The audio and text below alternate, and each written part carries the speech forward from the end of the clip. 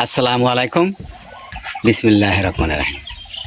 দর্শক, আবারও আসলাম একটি চীনা হাঁসের ভিডিও নিয়ে। এই যে দেখতেছেন যেটা, এই হাঁসটা, এই হাঁসটা যেটা দেখতেছেন, এটা কিন্তু মাত্রা হাঁস, মাত্রা। হ্যাঁ, এই সাইডেরটাও মাত্রা, এইটা মাতৃ। এই যে যেটা হেলিকপ্টারের মতন ফাঁকা দেখা যায়, এইটা হলো মাতৃ হাঁস। হয়তো ভাববেন যে এই হাঁসটার ডানাটা কীরকম এইরকম হয়েছে।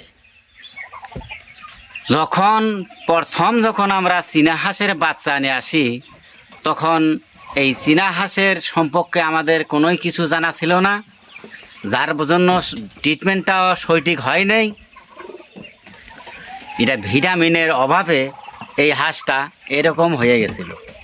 তারপরে আমরা বুঝতে পারছি ভিটামিনের অভাব হইলে কি হবে। দেখেন, পাকাটা ছাইরা দেব, আর যে পিঠের যেগুলা হাড্ডিগুলা, মেরুদণ্ডর হাড়গুলা, এগুলার পশম চোল টোল কিচ্ছু থাকবো না।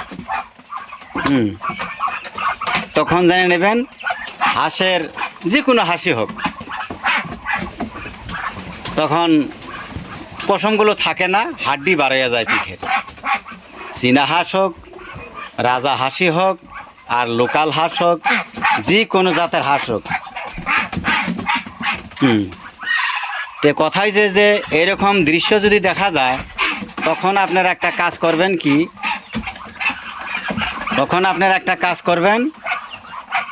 হাঁসকে ক্যালসিয়াম খাওয়াবেন। দেখবেন হাঁসগুলা আবার পিঠের যেগুলা লোম নাই হয়ে গেছিল, খালি চামড়া দেখা গেছিল, তখন দেখবেন কিছুদিনের ভিতরে এই চামড়াগুলো আবার ঢেকে গেছে।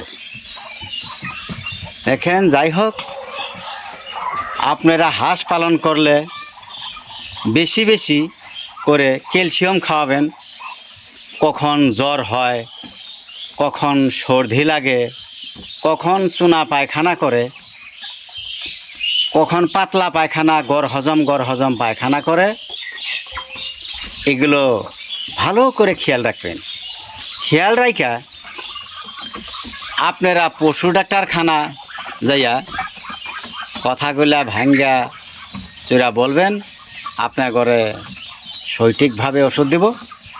দেখবেন ইনশাআল্লাহ আপনার হাঁস মুরগি দেখবেন সুস্থ থাকবো। আরেকটা কথা হইল যে, আর আপনারা যদি নিজে নিজে হাঁসকে সুস্থ রাখতে চান, হাঁস বা কবুতর বা মুরগি, যে কোনো জাতের পাখি জাতীয় বস্তু, বেশি বেশি ভিটামিন সি খাওয়াবেন। ভিটামিন সি বলতে হইল কি, বাড়িতে যদি লেবুর গাছ থাকে, আপনারা লেবু সবসময় পানির সাথে মিশিয়ে খাওয়াবেন। ছোট হোক বাচ্চাকেও খাওয়াবেন, বড় গোলাকেও খাওয়াবেন। এইভাবে যদি ভিটামিন সি খাওয়াইয়ে থাকেন, দেখবেন আপনার হাঁস মুরগি এগুলা খুব সুস্থ সবল থাকবে। তারপরে গাছগুলারকে সংগ্রহ করার পারি নাই।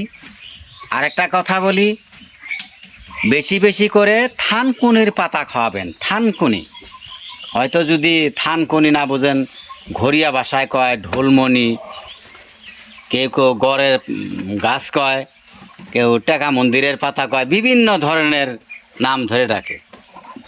এই থানকুনির পাতা, তারপর কাঁচা হলদির রস একত্র কইরা, বাইটা রস কইরা আপনারা খাদ্যর সাথে দানা বা চাউল বা গরম টাইপ ভাত, এগুলোর সাথে মিশিয়ে দিবেন। যখন খাবো, দেখবেন হঠাৎ করে কোনো বেমারে আপনার হাঁস মুরগিকে আক্রমণ করতে পারবো না, হঠাৎ করে কোনো বেমারে আক্রমণ করতে পারবো না। আর যদি এমনি খাওয়ায় যদি হাঁস ও মুরগি যদি আপনার দুর্বল থাকে, পট করে কিন্তু আপনার সাধারণ বেমার দেখা দিলেই আপনার হাঁস ও মুরগি সিরিয়াস হয়ে যাবে একদম। তো যাই হোক, ভিডিওটা আর বেশি বড় করব না, এই পর্যন্ত রেখে দিলাম। আবারও দেখা হব পরের ভিডিওতে। আসসালামু আলাইকুম।